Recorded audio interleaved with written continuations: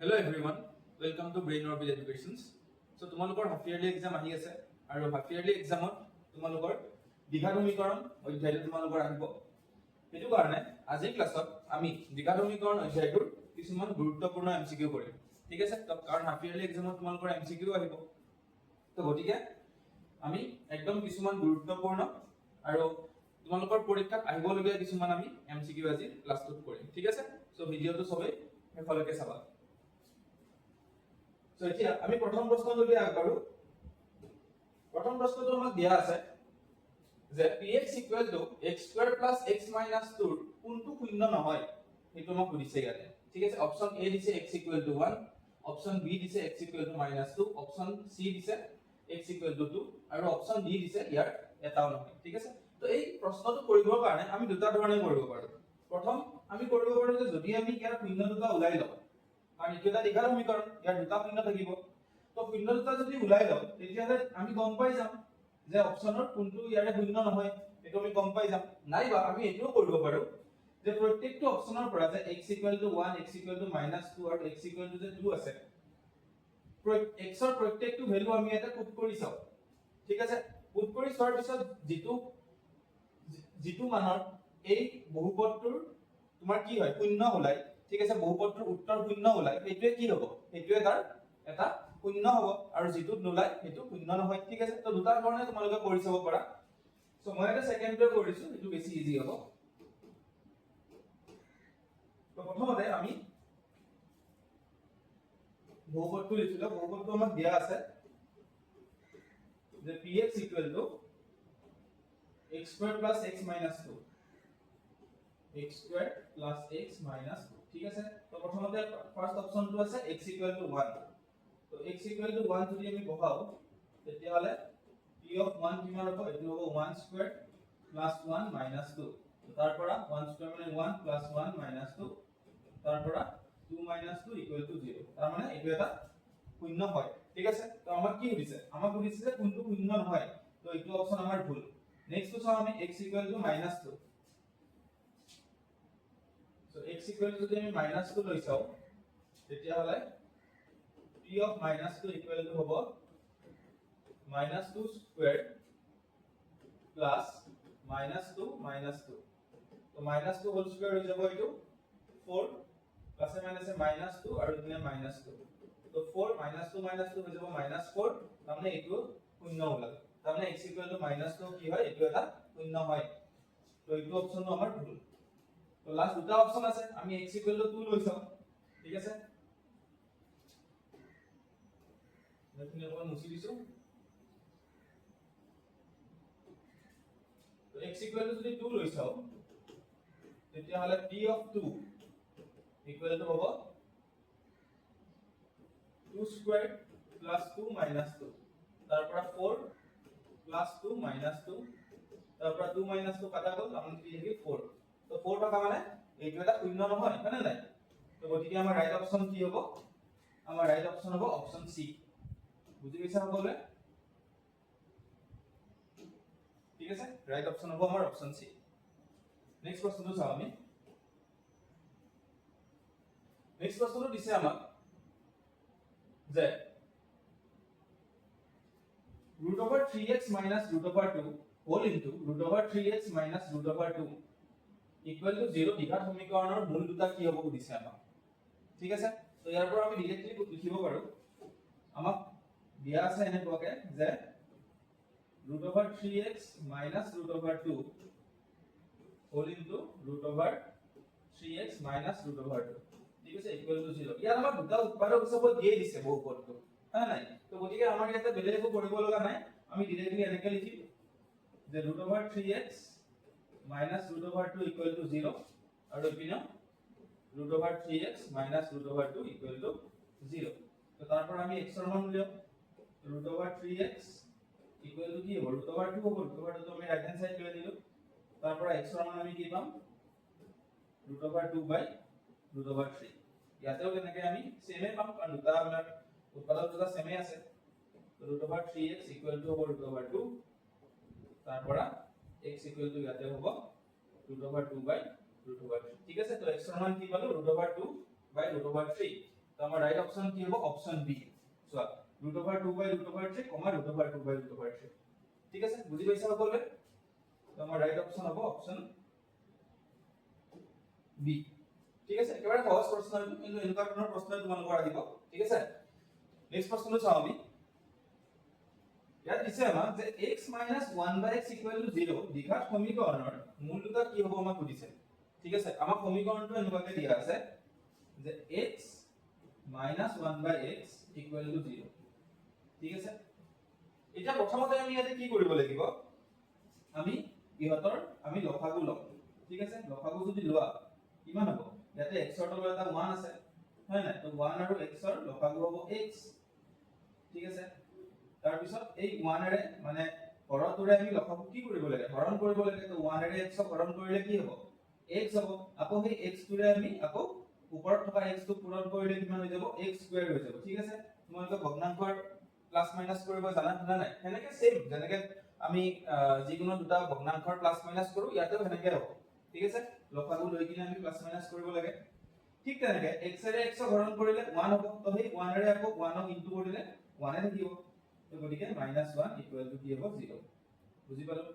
তাৰ পৰা এটা যদি আমি বজ্ৰপূৰণ কৰি দিও এই 0 ৰ তলত এটা কি আছে 1 আছে তো x² - 1 ক আমি কিহেদি পূৰণ কৰিম 0 ৰ তলত থকা 1 টোৰে পূৰণ কৰিম মানে তো এইটো এনেকৈ থাকিব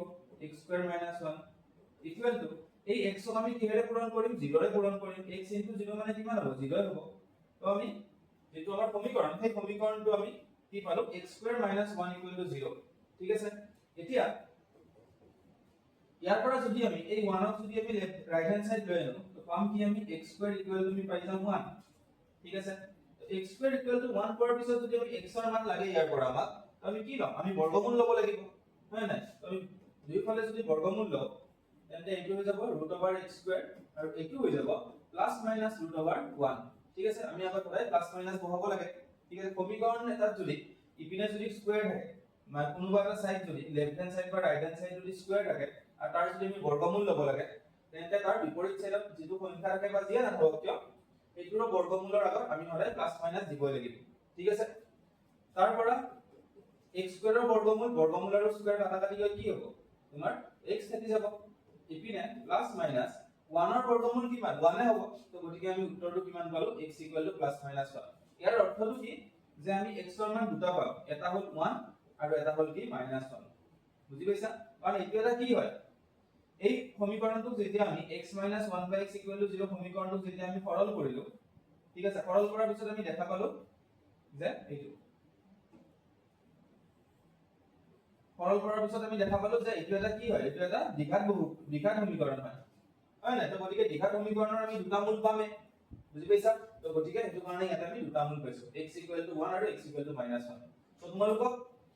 অপচনত এনেকুৱাকৈ দিয়া থাকিব পাৰে বা এনেকুৱাকৈ দিয়া থাকিব পাৰে ঠিক আছে ইয়াতে অপচনটোত আমাৰ +-1 বুলি আছে তো গতিকে ইয়াতে ৰাইট অপচন হ'ব অপচন এ বুজি পাইছা সকলোৱে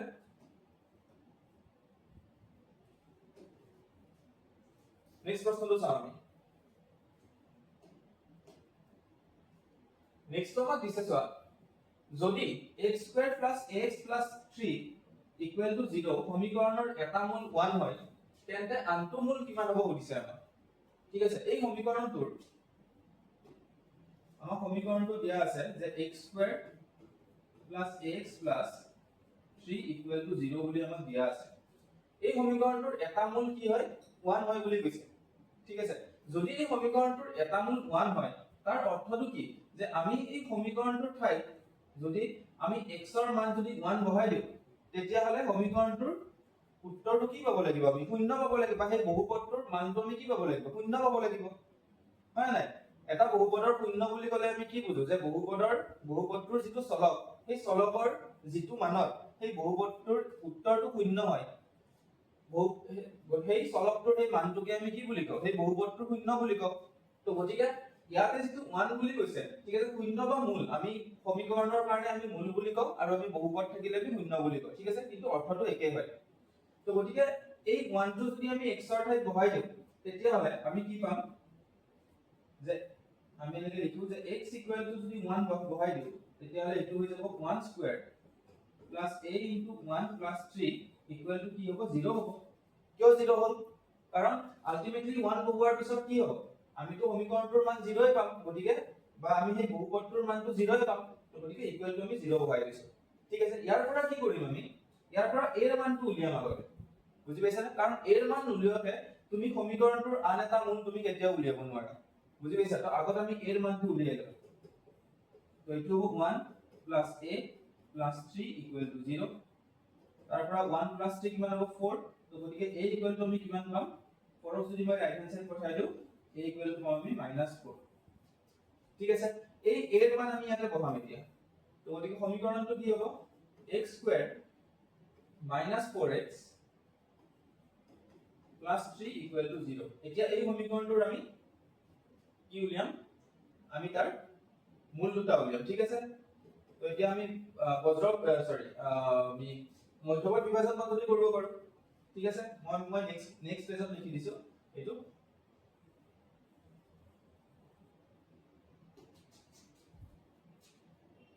আমি পালো x স্কয়াৰ সমীকৰণটো পালো আমি x square -4x plus 3 equal to 0 হয় না ঠিক আছে x square - 4x এর মান আমি -4 বহাই দিলো তো x square - 4x plus 3 equal to আমি 0 পালো তো এতিয়া ইয়াৰ যদি আমি মধ্যবৰ্তী বিভাজন পদ্ধতি কৰো মধ্যবৰ্তী বিভাজন পদ্ধতি কি আছে আমি x square আগৰ সহগটো চাম আৰু আমি শেষৰ ধ্ৰুবক পদটো চাম আৰু ইয়াৰ দুটা পূৰণ কৰিম প্ৰথমতে তো x square আগত একো নাই মানে কি আছে 1 এটা আছে তো 1 আৰু 3 পূৰণ কৰিলে কিমান হ'ব 3 এ থাকিব হয় নাই তো গতিকে 3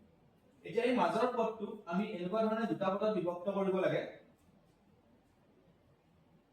যাতে সেই পদ দুটা যদি আমি প্লাস কৰো তেতিয়া হলে আমি কিমান পাব লাগে -4 পাব লাগিব আৰু সেই পদ দুটা আমি পূৰণ কৰিলে আমি কিমান পাব লাগিব 3 পাব লাগিব হয় না এইটো আছে মধ্যবৰ্তী বিভাজন পদ্ধতি তো তাৰ কাৰণে আমি কি কৰিম আমি এই 3 টো আমি মধ্যবৰ্তী বিভাজন আমি মানে আমি এই 3 টো আমি এনেকুৱা ধৰণে আমি সজাম যে তাৰ পৰা আমি দুটা পদ উলিয়াম ঠিক আছে সেই পদ দুটা যোগ কৰিলে আমি কি পাম -4 পাব লাগিব আৰু সেই পদ দুটাই যদি আমি পূৰণ কৰো আমি কিমান পাব লাগিব আমি 3 পাব লাগিব ঠিক আছে বুজি পাইছা চাবা এতিয়া পদ দুটা কি হ'ব 3 যদি আমি উৎপাদক লও 3 ইকুৱেল টু কিমান হয় 1 ইনটু 3 ঠিক আছে বাকিটো একো 3 উৎপাদক নাই কাৰণ 3 এটা মৌলিক সংখ্যা তো গতিকে আমি যদি 1 plus 3 কৰো তেতিয়াহলে পাম আমি 4 কিন্তু ইয়াতে কি আছে ইয়াতে আছে -4 হয় নাই তো গতিকে আমি কি কৰিম আমি দুটাকে আমি এটা লিখিম আমি -1 ঠিক আছে এটা পদ হ'ব আমাৰ -1 তো এইটো হ'ল -1 আৰু এটা হ'ব কি -3 তেতিয়াহে কি -1 -3 কৰিলে আমি -4 পাম ঠিক তেনেকে আমি যদি -1 আৰু -3 পূৰণ কৰো তেতিয়া হলে -1 is a plus আৰু 1 into 3 মানে কিমান পাম 3 পাম বুজি পাইছা তো গতিকে পদ দুটা হ'ব কি x স্কয়াৰ -1 এটা -1x মানে কি -x বুলি লিখিব পাৰো আমি হয় না 1 টো লিখা কথাটো একেই তো গতিকে -x 3x 3 0 পালো ঠিক আছে এই মাজৰ পদটো আমি চোৱা দুটা পদত বিভক্ত কৰিলো -x আৰু -3x এতিয়া আমি কি কৰিম প্ৰথম পদ দুটাৰ পৰা আমি কমন লও তো x এটা কমন আহিব x - 1 থাকিব তৃতীয় আৰু চতুৰ্থ পদৰ পৰা আমি -3 যদি কমন লও তেতিয়া হলে এতে কি থাকি যাব x - 1 ব্ৰেকেটৰ ভিতৰত থাকি যাব ইকুৱেল টু 0 ঠিক আছে তো তোমালোকে যদি মই ইয়াৰ মাজতে এটা কথা কৈ থও তোমালোকৰ যদি মধ্যবৰ্তী বিভাজন পদ্ধতিত কিবা যদি তোমালোকৰ কনফিউজন আছে ঠিক আছে তোমালোকে এই ভিডিওটোৰ কমেন্ট সেকশনত এটা কমেন্ট দিবা যে আমাক মধ্যবৰ্তী বিভাজন পদ্ধতিৰ ভিডিও এটা লাগে মই ধুনিয়াকৈ একদম ইন ডিটেইলত তোমালোকক মধ্যবৰ্তী বিভাজন পদ্ধতিৰ গোটেই প্ৰসেসটো শিকাই দিম ঠিক আছে বুজি পাইছা যদিহে তোমালোকৰ কাৰোবাৰ কনফিউজন আছে ঠিক আছে আৰু এটা এটা বহুত ইম্পৰ্টেন্ট পদ্ধতি হয় ঠিক আছে আৰু এইটো তোমালোকক লাগিবই প্ৰত্যেকটো প্ৰশ্নতে লাগিব অকল এই চেপ্টাৰটো বুলি নহয় তোমালোকক বেলেগ বেলেগ চেপ্টাৰটো এই পদ্ধতিৰে তোমালোকে কিছুমান অংক কৰিব লাগিব বুজি পাইছা তো তাৰ পৰা ইয়াতে x - 1 ইয়াতে x - 1 তো x - 1 আমি কমন ললো আৰু ইপিনে কি থাকি গল x - 3 থাকি গল ইকুৱেল টু 0 তো এটাকে x - 1 equal to 0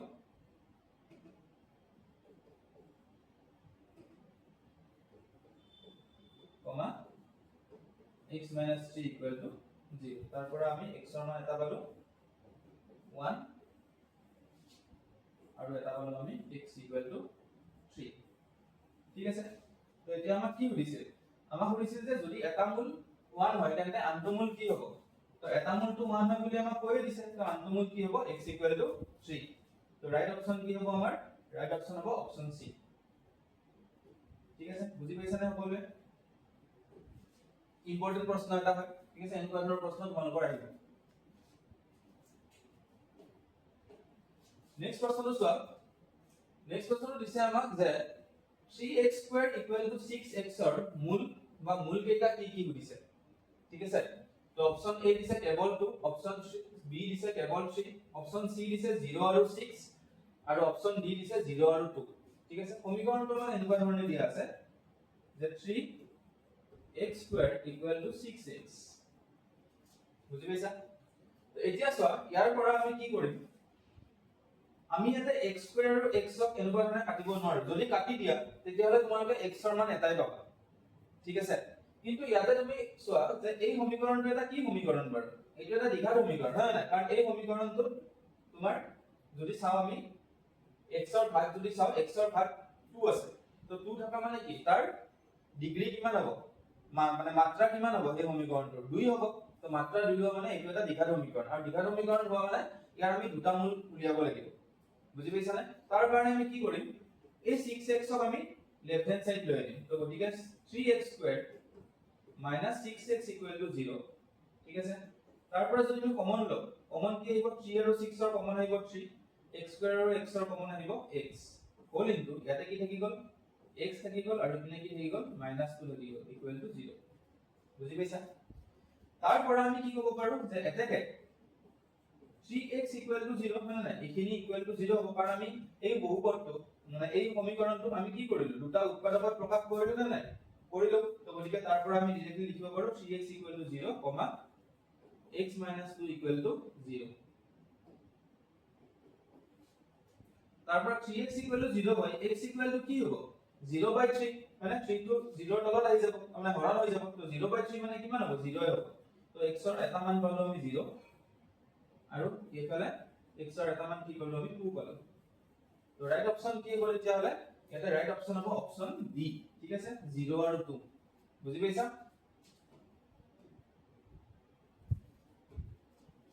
ঠিক আছে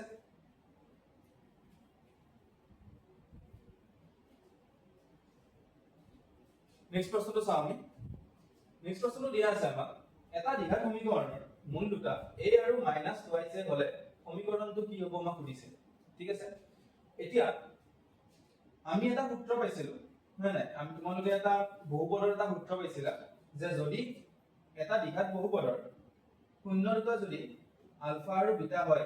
তেন্তে তাৰ পৰা আমি বহুপদটো উলিয়াব পাৰিছিলো এই বহুপদটো কি আছিল যে x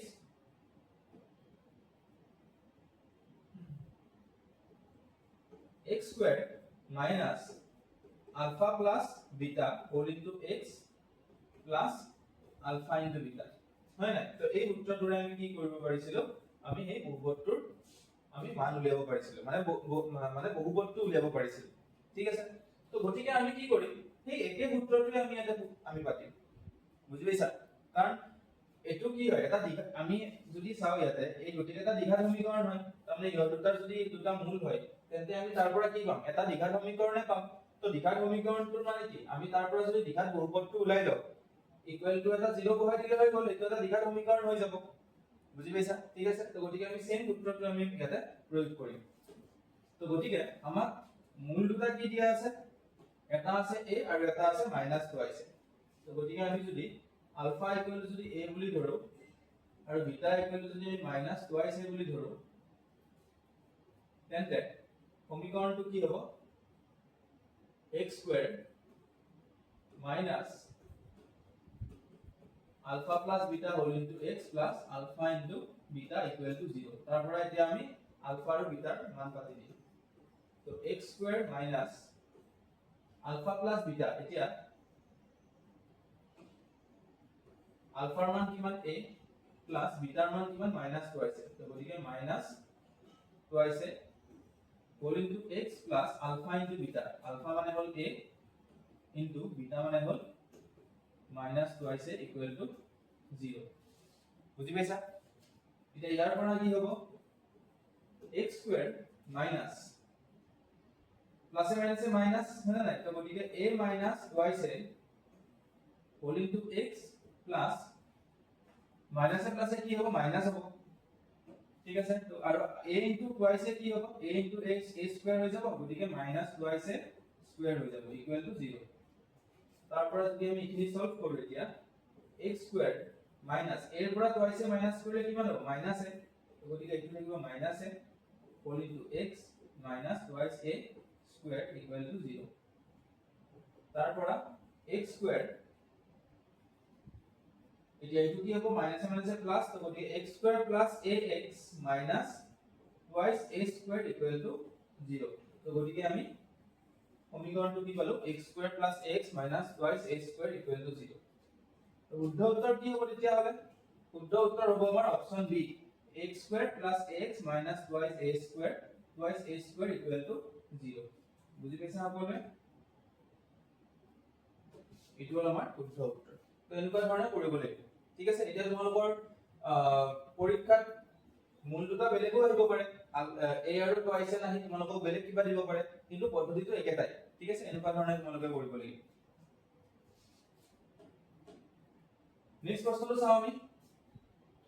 এইটো দিছে আমাক ax স্কয়াৰ bx c 0 সমীকৰণটোৰ মূলবোৰৰ প্ৰতিক্ৰম মূল হিচাপে থকা দ্বিঘাত সমীকৰণটো কি আমাক সুধিছে ঠিক আছে এটা বহুত গুৰুত্বপূৰ্ণ প্ৰশ্ন এইটো একদম এটা শৰ্টকাট আছে সেই শৰ্টকাটটো তোমালোকে ভালদৰে মন কৰিবা ঠিক আছে ইয়াতে প্ৰশ্নটো কি দিছে চোৱা আমাক এইটো এটা দ্বিঘাত সমীকৰণ যে ax স্কয়াৰ bx c 0 ঠিক আছে এটা এই সমীকৰণটোৰ ধৰা হল মূল দুটা আলফা আৰু বিটা বুলি ধৰি ললো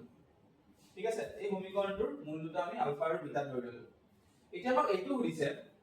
যে এই মূল দুটাৰ প্ৰতিক্ৰম হোৱা ঠিক আছে এই মূল দুটা যদি প্ৰতিক্ৰম হিচাপে থাকে তেন্তে প্ৰতিক্ৰম হিচাপে থকা তোমাৰ সেই সমীকৰণটো কি হ'ব বুজি পাইছা তাৰ মানে যদি মূল দুটা 1/α প্ৰতিক্ৰম মানে কি ৰেচিপ্ৰকেল তো মূল দুটা যদি 1/α আৰু 1/β হৈ যায় তেন্তে এই সমীকৰণটো কি হ'ব এইটো সুধিছে আমাক এবাৰ বুজি পাইছা না সমীকৰণটো কি হ'ব সেইটো সুধিছে ঠিক আছে তো তাৰ কাৰণে এটা শৰ্টকাট আছে চাবা যদি এনেকুৱাকে তোমালোকক প্ৰশ্ন সোধে যে ধৰা হল কিবা এটা সমীকৰণ দিলে তাৰ কিবা এটা মূল দুটা দি দিলে আৰু তাৰ পিছত ক'লে যে এই মূল দুটাৰ প্ৰতিক্ৰম মূল হিচাপে থকা সমীকৰণটো কি তেতিয়া কি কৰিবা একো কৰিব নালাগে এই যেটো c আছে ন শেষৰ যেটো পদ আছে ধ্ৰুৱক পদ এই ধ্ৰুৱক পদটো তুমি কলৈকে লৈ যাবা a লৈকে লৈ যাবা তো এইটো হৈ যাব cx স্কয়ার ঠিক আছে মানে তুমি a ঠাইত c লিখি দিবা ইয়াতে তাৰপিছত এইটো হৈ যাব cx স্কয়ার bx যেটো পদ থাকিব সেই পদটো সেম থাকিব bx হিচাপে থাকিব আৰু এই লাষ্টৰ যেটো এই যেটো a পদ আছে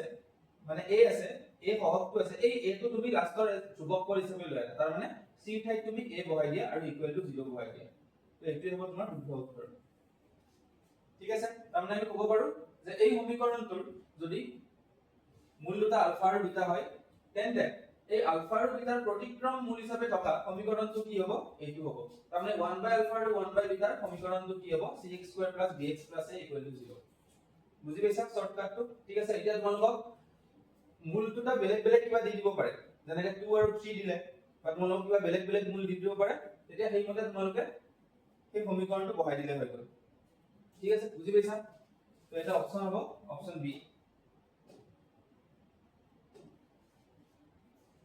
নেক্সট প্ৰশ্নটো চাওঁ আমি নেক্সট আমাক দিছে যদি 4x square 2x alpha 4 sorry delta 4 equal to 0 সমীকৰণটোৰ এটা মূল আনটোৰ প্ৰতিক্ৰম তেন্তে ডেল্টা ইকুৱেল টু কিমান হৈছে ঠিক আছে এটা ডেল্টা মানে এইটো এটা জাস্ট আমাক কি বুলি কৈছে এইটো এটা ধ্ৰুৱক বুলি ভাবিলা যিকোনো এটা তুমি মানে ধ্ৰুৱক এটা বুলি ভাবিলা তো সেই ধ্ৰুৱকটোৰ মান আমাক উলিয়াব দিছে ঠিক আছে তো এতিয়া আমি কি কৰিম প্ৰথমতে আমি চাম যে এই সমীকৰণটোৰ আমাক কৈছে যে এটা মূল আনটোৰ প্ৰতিক্ৰম বুলি কৈছে কিন্তু মূল দুটা আমাক দি দিয়া নাই আৰু আমি এই সমীকৰণটোৰ পৰা মূল দুটা আমি উলিয়াব নোৱাৰো কিয় কেনেকৈ কিয় নোৱাৰো কাৰণ ইয়াতে ইতিমধ্যে আৰু এটা x ৰ বাহিৰেও আৰু এটা বস্তুৰ আমি মান নাজানো আমি এটা ডেল্টাৰ মানটো নাজানো ন হয় নাই তো গতিকে ডেল্টাৰ মানটো আমি যেতিয়ালৈকে উলিয়াব নোৱাৰো আমি এই সমীকৰণটোৰ মূল দুটা আমি উলিয়াব নোৱাৰো বুজি পাইছা তো এটা আমি কি পদ্ধতি ব্যৱহাৰ কৰিম বাৰু প্ৰথমতে আমি চাই লও যে মূল দুটাৰ আমাক কি বুলি কৈছে মূল দুটা কৈছে যে এটা আনটোৰ প্ৰতিক্ৰম তাৰ মানে যদিহে মূল দুটা আমি ধৰি ললো যে মূল দুটা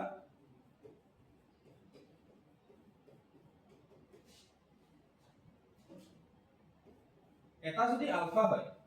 তেন্তে এটা আনটোৰ প্ৰতিক্ৰম বুলি কৈছে তাৰ মানে আনটো কি হ'ব 1/আলফা হ'ব বুজি পাইছা ঠিক আছে এতিয়া সমীকৰণটো আমাক কি দিছে সমীকৰণটো দিছে আমাক 4x² - 2x plus delta minus 4 equal to 0 ইয়াৰ পৰা আমি কি কৰিম a b আৰু c মান উলিয়াই লম a মানে কিমান হ'ব a মানে হ'ব 4 b মানে হ'ব আমাৰ -2 আৰু c কি হ'ব c হ'ব delta minus 4 ঠিক আছে এতিয়া কি কৰিম তোমালোকে বহুপদত কি পাইছিলা যে মূল দুটাৰ যোগফলৰ লগত তোমালোকে এই বহুপদটোৰ সহগৰ কি পাইছিলা এটা সম্বন্ধ পাইছিলা আৰু লগতে মূল দুটাৰ পূৰণফলৰ লগত তোমালোকে কি পাইছিলা এই সহগৰ তোমালোকে কি পাইছিলা এটা সম্বন্ধ পাইছিলা ঠিক আছে তো সেই সম্বন্ধ ব্যৱহাৰ কৰি আমি কি কৰিব লাগিব ইয়াতে আমি এই যে ডেল্টা আছে এই ডেল্টাৰ মানটো উলিয়াব লাগিব ঠিক আছে তো এতিয়া এইটো আছিল যে যদিহে মূল দুটা আলফা আৰু বিটা বুলি আমি লও তেন্তে কি আছিল যে alpha plus beta equal to কি হয় -d/a হয় আৰু alpha into beta equal to কি হয় c/a হয় এইটো আমি জানো আগৰ পৰা হয় না বহুপদ অধ্যায়টো তোমালোকে পাইছা এতিয়া চোৱা আমি ইয়াৰ ভিতৰত কোনটো ব্যৱহাৰ কৰিব লাগিব মানে দুটা ব্যৱহাৰ কৰিব লাগিব তাৰ কাৰণে তোমালোকে কি চাবা যে ডেল্টাটো আছে ক'ত ডেল্টাটো আছে ইয়াতে c ৰ মানত হয় নাই মানে ধ্ৰুৱক পদটো আছে তো ধ্ৰুৱক পদটো যদি আছে তেন্তে আমাৰ ধ্ৰুৱক c ক'ত আছে ইয়াতে c সহগটো ক'ত আছে ইয়াতে আমাৰ আলফা ইনটু বিটা আছে ইয়াতে আছে c মানটো হয় না ইয়াতটো নাই আলফা প্লাস বিটাটো নাই ইয়াতে -b/a আছে তো গতিকে আমি কাক ব্যৱহাৰ কৰিম আমি alpha into beta equal to c/a ব্যৱহাৰ কৰিম তাৰ পৰা আমি ডেল্টা মানটো পাই যাম চাবা তো এতিয়া আমি মূল দুটা কি বুলি লৈছিলো মূল দুটা লৈছিলো আমি এটা আলফা আৰু এটা 1/আলফা হয় না কাৰণ এটা আনটোৰ প্ৰতিক্ৰম বুলি কৈছিল তো গতিকে ইহঁতৰ পূৰণফল কি হ'ব আলফা ইনটু 1/আলফা ইকুয়াল টু কি হ'ব c/a এতিয়া c ৰ মান কি c ৰ মান হৈছে ডেল্টা মাইনাস 4 আৰু ইপিনে a ৰ মান কিমান 4 তো গতিকে এইটো লিখিম আমি ডেল্টা মাইনাস 4/4 এটা আলফা আলফা কাটা গ'ল না নাই থাকিল 1 ইকুয়াল টু ইপিনে কি থাকিল ডেল্টা মাইনাস 4/4 এটা বজ্ৰপূৰণ কৰি দিও 1 ৰ তলত এটা 1 আছে তো ডেল্টা মাইনাস 4 ক আমি 1 দি পূৰণ কৰিলে এটো হৈ যাব delta minus 4 equal to 1 into 4 মানে হ'ব 4 তারপরে -4 ক আমি রাইট হ্যান্ড সাইড লৈ আনো তো ডেল্টা ইকুয়াল টু কি হ'ব 4 প্লাস 4 আমরা ডেল্টার মান কিমান পাই গলো আমি 8 পাই গলো ঠিক আছে বুজি পাইছা গতিকে ডেল্টার মান কিমান পালো আমি ডেল্টার মান পালো আমি 8 গতিকে রাইট অপশন কি হ'ব আমাৰ ৰাইট অপশন হ'ব অপশন A ঠিক আছে বুজি পাইছা সকলোৱে